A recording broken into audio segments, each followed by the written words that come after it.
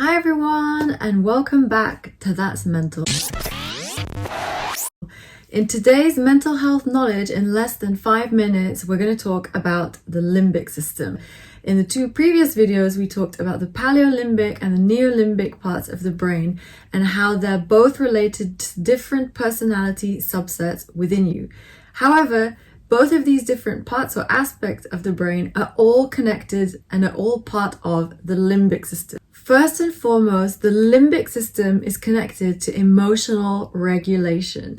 So how does that work with what we've learned before? Your limbic system categorizes human emotional experiences that you've had as either unpleasant or pleasant. Chemicals such as dopamine, which is related to the reward system, and serotonin, which is a mood stabilizer, are involved in this part of the brain.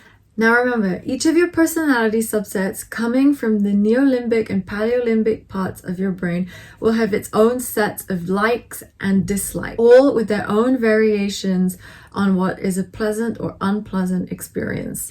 When you're feeling emotional, remember that your amygdala and your hippocampus, which are located within the limbic system, are the ones that are processing the information and sending signals all around your brain, based on what it's processed as pleasant and unpleasant experiences up until now.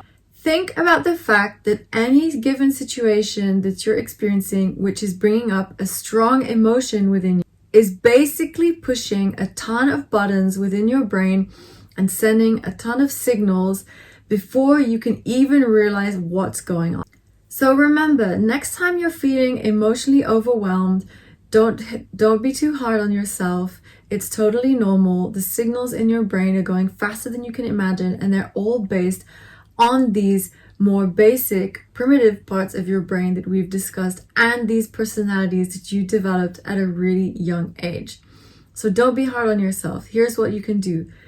First, remember to breathe. 2, realize that a lot of what your brain is processing is based on information that you learned, stored, and was ingrained in you at a very young age. It's totally normal that based on that, you might have what seem to be knee-jerk or uncontrollable reactions that you might later regret or cannot explain where they came from. Don't feel bad about it or try to push it away. On the contrary, listen to your emotions.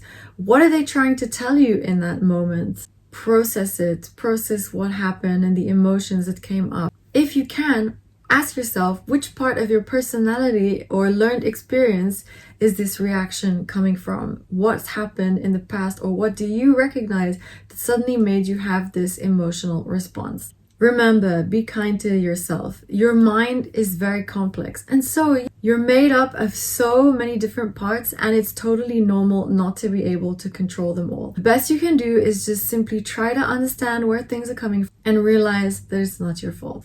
So hang in there and stay tuned for more mental health knowledge videos dropping soon.